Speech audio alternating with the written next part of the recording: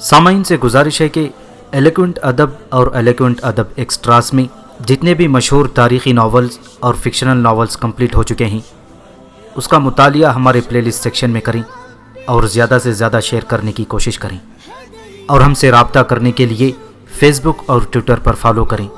جزاک اللہ۔ بسم اللہ الرحمن الرحیم۔ ڈوب ڈوب کے ابھری ناؤ، معاشرے پر چھائے ہوئے جعلی پیروں کے گناہوں کی شرمناک روداد۔ مصنف عنایت اللہ التمش۔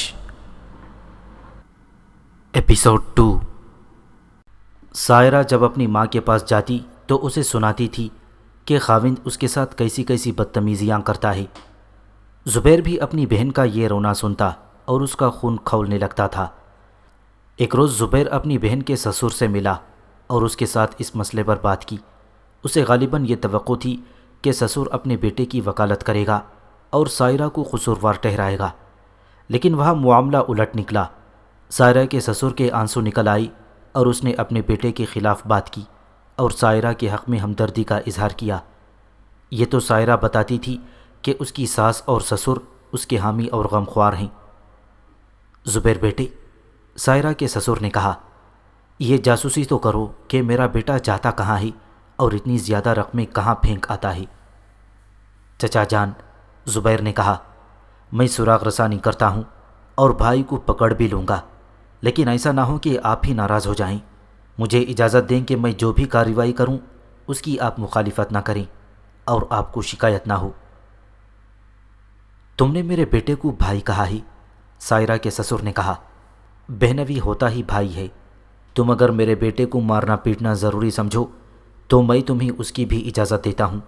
وہ ہے تو عمر میں تم سے کچھ بڑا، لیکن اسے سیدھے راستے پر لانے کے لیے میں تمہاری ہر کارروائی کو جائز سمجھوں گا۔ زبیر نے سسر کی یہ بات اپنی ماں کو اور سائرہ کو بھی بتائی اور کہا کہ اگر اس نے اپنے بہنوی کو کسی غلط جگہ پکڑ لیا تو اس کی پٹائی کر دے گا۔ ماں اور سائرہ نے بیک زبان اسے ایسی کارروائی سے روکا اور کہا کہ کوئی ماں باپ اپنے بیٹے کے خلاف نہیں ہو سکتے اور زبیر بہنوی پر ہاتھ نہ اٹھائے کیونکہ یہ بڑا نازک رشتہ ہے اور کہیں ایسا نہ ہو کہ معاملہ کوئی اور ہی صورت اختیار کر لے۔ زبیر نے اس کے جواب میں کچھ بھی نہ کہا اور اس پر خاموشی طاری ہو گئی۔ 2-3 دن ہی گزرے تھے کہ سائرہ ماں کے پاس آئی اور بل بلا کر رونے لگی۔ اس نے بتایا کہ گزشتہ رات خاوند نے اسے 3-4 تھپڑ مارے ہیں اور کہا ہے کہ آئندہ اس نے اس سے باز پرس کی کہ وہ اتنی دیر کہاں رہا ہے تو وہ اسے طلاق دے کر گھر سے نکال دے گا۔ سائرہ اس بات پر بھڑکی تو خاوند نے اس کی پٹائی کر دی۔ اتفاق سے اس وقت زبیر گھر ہی تھا اور آفس جانے کی تیاری کر رہا تھا۔ اس نے سائرہ کو تسلی اور دلاسے دیے اور کہا کہ وہ اپنے سسرال چلی جائے اور بالکل مطمئن رہے، وہ اس شخص کا اب کچھ بندوبست کر کے ہی رہے گا۔ بختی نے زبیر سے کہا کہ وہ ایسا ہرگز نہ کرے کہ اپنے بہنوی کے گلے جا پڑی۔ ماں نے اسے ٹھنڈا کرنے کے لیے بہت کچھ کہا، لیکن زبیر کا انداز بتا رہا تھا کہ وہ ماں کی کسی بات پر توجہ نہیں دے رہا۔ ماں نے بھی محسوس کیا کہ زبیر کی ذہنی اور جذباتی حالت نارمل نہیں ہے۔ ماں نے اسے کچھ سخت الفاظ کہہ دیے اور ڈانٹ کر کہا کہ وہ کوئی بدتمیزی نہ کرے۔ امی جان، زبیر نے کہا، میرے اس بہنوی کے باپ نے مجھے اجازت دے رکھی ہے کہ اس شخص کو سیدھے راستے پر لانے کے لیے میں جو بھی کارروائی کرنا چاہوں وہ کر گزروں۔ آپ مجھے زنجیریں نہ ڈالیں۔ میں ایسا احمق نہیں ہوں کہ سوچے سمجھے بغیر کوئی الٹی سیدھی حرکت کر بیٹھوں۔ بختی نے ہمیں بتایا کہ زبیر لڑک پن سے خصوصی ذہانت کا مظاہرہ کرنے لگا تھا اور اس میں اسی عمر میں عقل و دانش نظر آنے لگی تھی۔ وہ جسمانی لحاظ سے بھی پھرتیلا اور طاقتور تھا اور دماغی لحاظ سے بھی وہ کسی سے کم نہ تھا۔ زبیر نے اپنے بہنوی کی جاسوسی شروع کر رکھی تھی، لیکن اتنی سرگرمی سے نہیں کہ وہ بہنوی کو کہیں پکڑ لیتا۔ وہ بہنوی کے جاننے والوں سے پوچھتا پھرتا تھا کہ اس شخص کی خفیہ سرگرمیاں کیا ہیں اور یہ کس لائن پر چل نکلا ہے۔ اسے کہیں سے کوئی مصدقہ خبر نہیں مل رہی تھی۔ اب اس نے دیکھا کہ بہنوی نے اس کی بہن کو مارا پیٹا ہے تو زبیر نے اپنے ایک دوست کو ساتھ ملا کر بہنوی کا تعاقب شروع کر دیا۔ زبیر کا ارادہ بڑا ہی خطرناک تھا۔ اس کے اندر انتقام کا شعلہ بھڑک اٹھا تھا۔ بختی کو تفصیل سے معلوم نہ تھا کہ زبیر کس طرح اس شخص کا تعاقب کرتا رہا تھا، اس لیے وہ مجھے تفصیلات نہ سنا سکی۔ اسے جس حد تک معلوم تھا ہم کو بتایا تھا۔ سائرہ اپنی ماں کے پاس آئی ہوئی تھی۔ ساس اور سسر کی اجازت سے وہ 5-7 روز ماں کے پاس گزارنے آئی تھی۔ اس کے خاوند نے تو اس کے ساتھ یہ رویہ اختیار کر رکھا تھا کہ اس کے گھر رہے یا اپنی ماں کے پاس چلی جائے، اسے کوئی فرق نہیں پڑتا۔ خاوند نے اس کی ذات میں ذرا سی دلچسپی بھی لینی چھوڑ دی تھی۔ اس کے اس رویے نے بختی اور سائرہ کو خاصا مغموم کر رکھا تھا۔ ایک شام گہری ہو چکی تھی، زبیر ابھی گھر واپس نہیں آیا تھا۔ سائرہ کے خاوند کا نام طاہر ہے۔ اس شام زبیر نے تہیہ کر لیا تھا کہ آج وہ طاہر کو پکڑ کر ہی رہے گا۔ اس نے اپنے ایک دوست کو ساتھ لیا اور اسے کہا کہ وہ طاہر کی دکان سے ذرا کچھ دور کھڑے ہو کر اسے دیکھتا رہے، اور طاہر دکان سے نکل کر کسی طرف جائے تو وہ زبیر کو بتا دے۔ زبیر طاہر کی دکان سے زیادہ دور چھپ کر کھڑا تھا۔ وہ دکان کے سامنے ویسے ہی ٹہلتا رہا اور آخر طاہر دکان سے نکلا۔ وہ اپنے گھر کی طرف جانے کے بجائے دوسری سڑک کی طرف چل نکلا۔ زبیر کا دوست کچھ فاصلہ رکھ کر اس کے پیچھے گیا۔ زبیر نے دیکھا تو وہ بھی طاہر کے پیچھے چل پڑا۔ طاہر اور ان دونوں کے درمیان خاصا فاصلہ تھا۔ بڑی سڑک پر جا کر طاہر رک گیا اور ادھر ادھر دیکھنے لگا۔ کچھ دیر بعد اسے ایک خالی ٹیکسی نظر آئی تو اس نے ٹیکسی کو اشارہ کیا۔ ٹیکسی مڑی اور اس کے قریب آ رکی۔ طاہر نے ڈرائیور سے کچھ کہا اور پچھلی سیٹ پر بیٹھ گیا۔ ٹیکسی چلی ہی تھی کہ زبیر اور اس کا دوست سامنے آ گئے اور ایک رکشہ روکا۔ رکشے والے نے زبیر سے کہا کہ وہ جو ٹیکسی سامنے جا رہی ہے اس کے قریب جانا ہی اور پھر اس کے پیچھے ہی رہنا ہی۔ رکشے ٹیکسیوں والے اس قسم کی باتوں کو اچھی طرح سمجھتے ہیں۔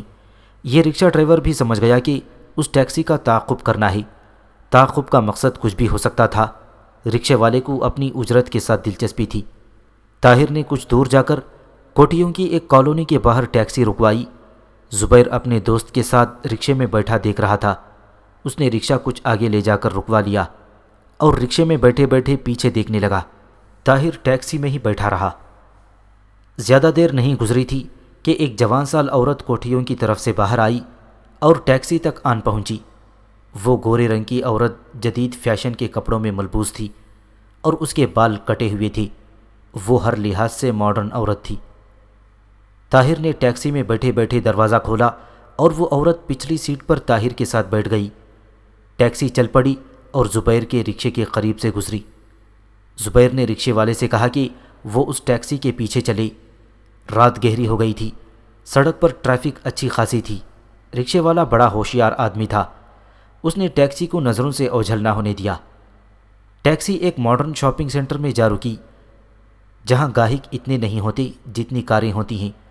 اس شاپنگ سینٹر میں وہ لوگ جو عوام کہلاتے ہیں داخل ہونے کی جرات نہیں کر سکتے۔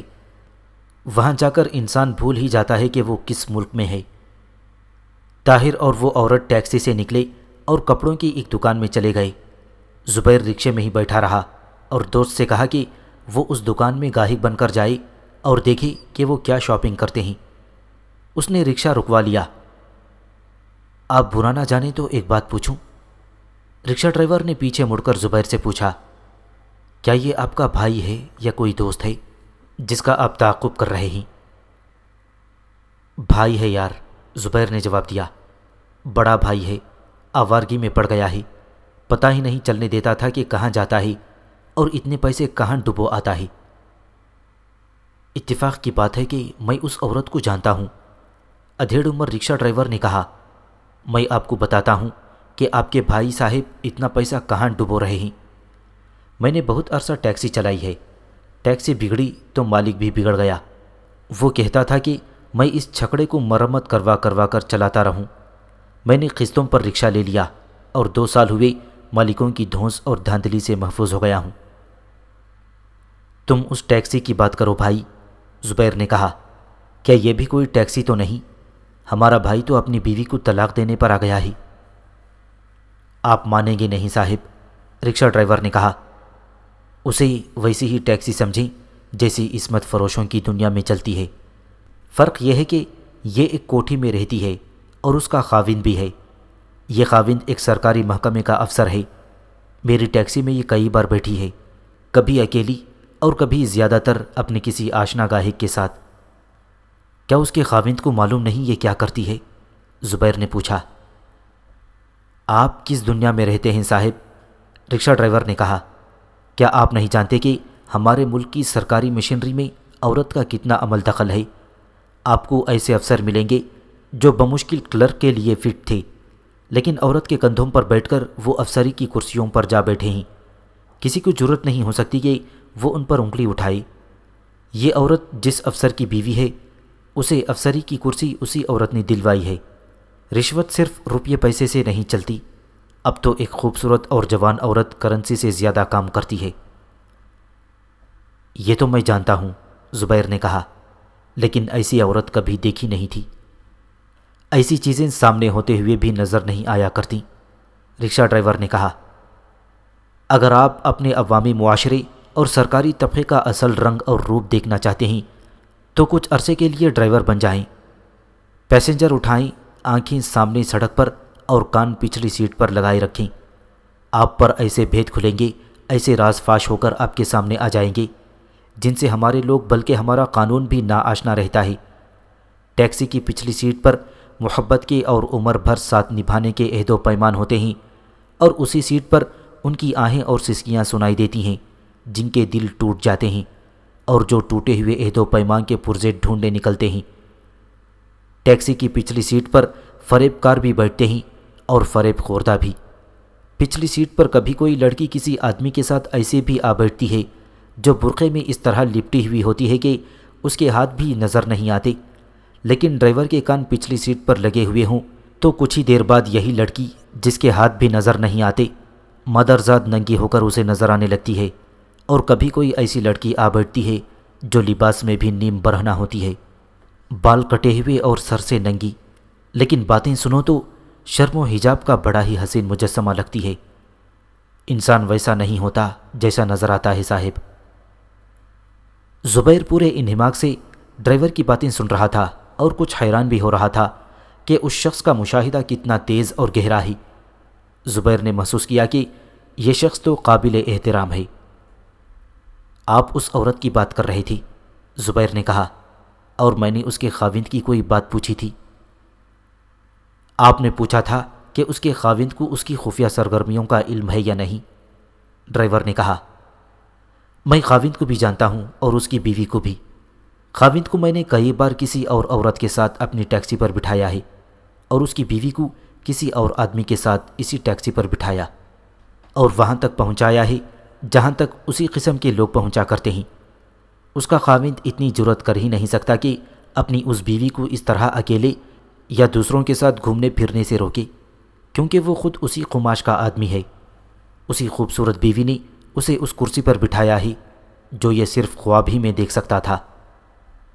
میں یہاں تک کہوں گا کہ اس کا خاوند خوش ہوگا کہ اس کی بیوی شکار کھیل رہی ہے اور اس سے خرچہ نہیں مانگتی، نہ کبھی کپڑوں کی نہ کبھی زیورات کی فرمائش کرتی ہے۔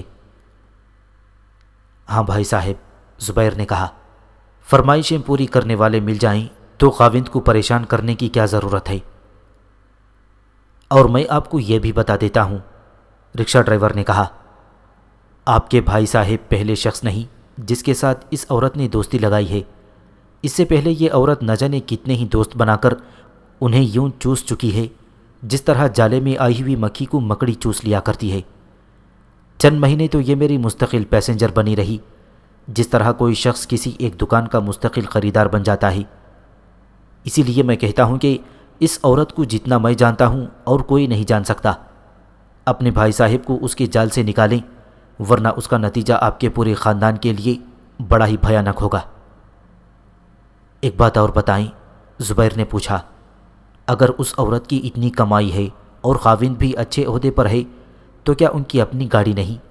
یہ ٹیکسیوں پر کیوں آتے جاتے ہیں؟ آپ تو بالکل ہی سیدھے آدمی ہیں صاحب، ڈرائیور نے مسکراتے ہوئے کہا۔ یہ اپنی گاڑی کا استعمال کریں تو پہچانی جاتی ہیں، دور سے پتہ چل جاتا ہے کہ یہ فلاں گاڑی ہے اور اس میں کوئی غیر مرد یا بیوی کی صورت میں کوئی غیر انسان آدمی بیٹھا ہے۔ ٹیکسی میں بیٹھو تو کوئی دھیان ہی نہیں دیتا۔ دوسری بات یہ ہے کہ گاڑی خاوند لے جائے تو بیوی اپنے شکار کے ساتھ ٹیکسی پر آ جاتی ہے۔ اتنے میں زبیر کو اپنا دوست آتا نظر آیا۔ طاہر اس عورت کے ساتھ دکان سے نکلا۔ عورت نے شاپنگ بیگ اٹھا رکھا تھا۔ وہ دونوں باہر آ کر رک گئی اور طاہر ادھر ادھر دیکھنے لگا، شاید کوئی ٹیکسی دیکھ رہا تھا۔ حد ہو گئی بھائی، زبیر کے دوست نے قریب آ کر کہا۔ اس ذلیل عورت نے بڑے ہی قیمتی 2 سوٹ خریدے ہیں اور پیسے طاہر بھائی نے ادا کیے ہیں۔ طاہر نے ایک ٹیکسی روکی اور اس عورت کو ساتھ لے کر ٹیکسی میں بیٹھ گیا۔ زبیر نے رکشہ ڈرائیور سے کہا کہ ان کے پیچھے چلے۔ اب تو رکشہ ڈرائیور کا انداز ہی بدل گیا تھا، جیسے وہ ذاتی دلچسپی سے اور دل و جان سے اس تعاقب میں شامل ہو۔ تعاقب کا مقصد معلوم ہونے سے پہلے وہ اپنے آپ کو اجرتی ڈرائیور سمجھتا تھا۔ سڑکوں پر رات کی رونق شروع ہو گئی تھی، جس سے ٹریفک میں اضافہ ہو گیا تھا اور ٹریفک بھی تیز ہو گئی تھی۔ ٹریفک کے اس رش میں یہ خطرہ تھا کہ ٹیکسی نظروں سے اوجھل ہو جائے گی، لیکن رکشہ ڈرائیور نے نہایت چابک دستی اور مہارت سے ٹیکسی کو نظروں سے اوجھل نہ ہونے دیا اور فاصلہ بھی صحیح رکھا۔ کئی موڑ مڑ کر اور 2-3 بڑے ہی مصروف چوک کراس کر کے گاڑی ایک اعلیٰ درجے کے ہوٹل کے احاطے میں داخل ہو گئی۔ رکشہ ڈرائیور نے کہے بغیر ہی رکشہ ذرا آگے جا کر روک لیا۔ یہ سمجھنا کوئی مشکل نہیں تھا کہ طاہر اور یہ عورت ہوٹل میں کھانا کھائیں گے۔ اب رکشے کو روکے رکھنے کا کوئی جواز نہیں تھا۔ زبیر نے ڈرائیور سے پیسے پوچھے اور جتنے بھی اس نے کہے وہ زبیر نے دے دیے۔ زبیر اسی وقت مشتعل ہو گیا تھا جب شاپنگ سینٹر میں دوست نے بتایا تھا کہ کپڑے اس عورت نے خریدے ہیں اور پیسے طاہر نے دیے ہیں۔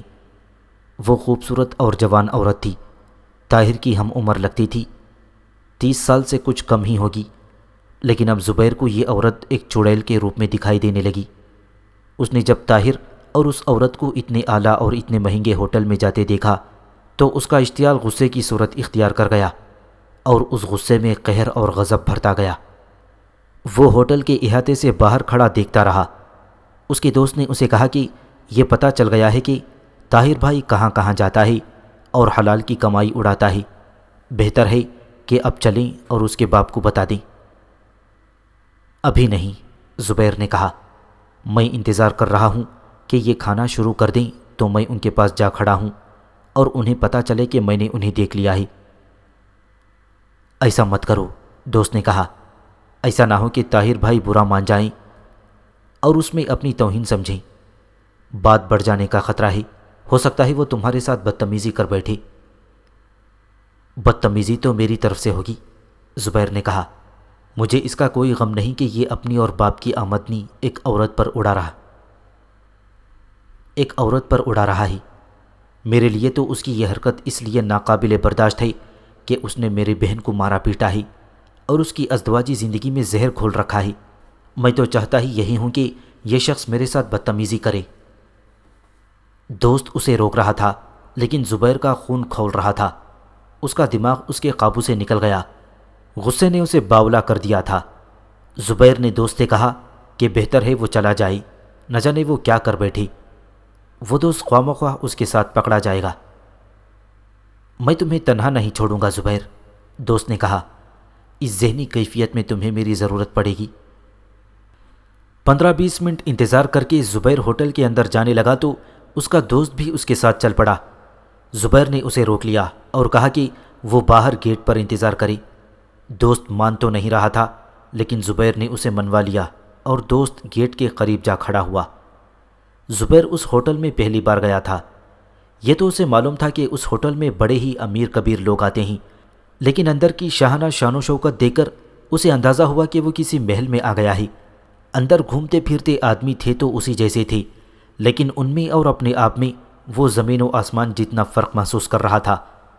اسے کچھ غیر ملکی سفید فام لوگ بھی نظر آئے۔ اس نے ایک بیرے سے پوچھا کہ کھانا کس کمرے میں کھاتے ہیں۔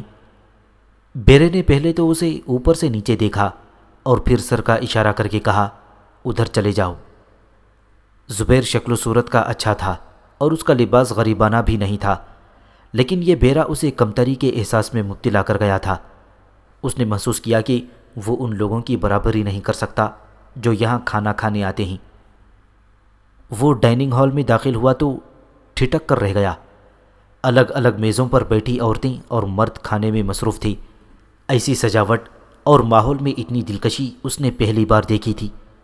بیروں نے اس کی طرف دیکھا۔ بیروں کی دلچسپی تو یہ تھی کہ یہ شخص کھانا کھائے گا اور بل کے ساتھ ٹپ دے گا، لیکن زبیر یوں محسوس کرنے لگا جیسے یہ بیرے اسے اس لیے دیکھ رہے ہیں کہ اسے شرافت سے باہر نکال دیں یا دھکیل کر باہر نکالیں۔ اس نے اپنے بہنوی طاہر کو دیکھ لیا۔ وہ اور عورت ایک کونے والی میز پر آمنے سامنے بیٹھے کھانا کھا رہے تھے۔ زبیر کے سب احساس مٹ گئے اور ایک ہی حس زندہ و بیدار رہی، جس کا تعلق اس کی بہن سائرہ اور طاہر کے ساتھ تھا۔ یہ حس ایک شعلہ بن کر بھڑکی اور زبیر ان کی طرف چل پڑا۔ طاہر نے اسے اپنی طرف آتے دیکھ لیا، عورت کی طرف جھک کر کچھ کہا اور زبیر کو اپنے پاس آنے کا اشارہ کیا۔ آؤ زبیر بھائی، طاہر نے پھیکی سی مسکراہٹ سے کہا۔ تم یہاں کیسے؟ آؤ بیٹھو، ہم تمہیں کھانا کھلائیں گے۔ میں یہاں کھانا کھانے نہیں آیا ہوں، میں باہر آپ کا انتظار کروں گا، زبیر نے کہا۔ زبیر نے اس عورت کو گھور کر دیکھا اور پیشتر اس کے کہ طاہر اسے کچھ کہتا، زبیر وہاں سے نکل گیا۔ اس کا دوست باہر والے گیٹ کے پاس کھڑا تھا۔ دوست نے پوچھا کہ وہ کیا کر آیا ہی؟ اسے اطلاع دے آیا ہوں، زبیر نے کہا۔ جو کرنا ہے وہ یہاں سڑک پر کروں گا۔ زبیر کی ذہنی حالت پہلے سے زیادہ بگڑ گئی تھی۔ اس کے دوست نے ایک بار پھر کوشش کی کہ اسے وہاں سے لے جائے۔ دوست جانتا تھا کہ زبیر غصے میں آ جائے تو کس حد تک پہنچ سکتا ہے۔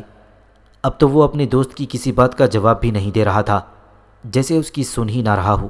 وہ گیٹ کے باہر فٹ پاتھ پر اس طرح ٹہلنے لگا جس طرح سنتری کسی گودام کے باہر ٹہلتا ہے، لیکن زبیر کے ٹہلنے کا انداز سنتری والا نہیں تھا، بلکہ اس کے چہرے اور چلنے کے طریقے سے پتہ چلتا تھا کہ اس آتش فشاں کے اندر لاوا ابل رہا ہے اور کسی بھی وقت دہانہ پھاڑ کر باہر آ جائے گا۔ انہیں کم و بیش 1 گھنٹہ انتظار کرنا پڑا تھا۔ آخر طاہر اور وہ عورت گیٹ سے باہر نکلے۔ انہیں ٹیکسی کے انتظار میں وہاں رکنا تھا۔ وہ رکے یا نہ رکے، زبیر نے آگے بڑھ کر انہیں روک لیا۔ اس نے عورت کو بازو سے پکڑا اور گھسیٹ کر چند قدم پرے ایک درخت کے نیچے لے گیا۔ یہ کیا بدتمیزی ہے زبیر، طاہر نے ان کے پیچھے جاتے ہوئے کہا۔